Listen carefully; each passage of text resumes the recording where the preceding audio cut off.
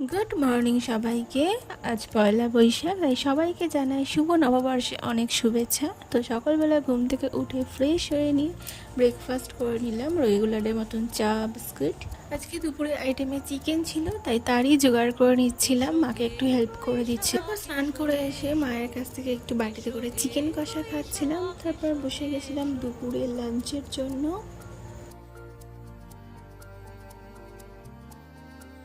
দুপুরবেলা লাঞ্চ শেষ করে একটু রেস্ট নিয়ে তারপর বিকেলবেলা রেডি হয়ে নিচ্ছিলাম, বা আমি ভাই বোন তিনজনে মিলে একটু ঘুরতে যাব বলে।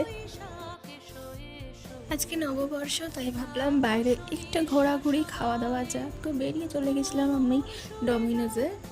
ডমিনোজ থেকে বেরিয়ে লস্যি খেয়ে চললাম বাড়ির পথে। আর আজকের নববর্ষের দিন তোমরা কেমন কাটালে কমেন্ট বক্সে জানাতে পারো। তো আজকে ভিডিওটা এখানে শেষ করছি, আবার দেখা হবে নেক্সট কোনো ব্লগে। টাটা।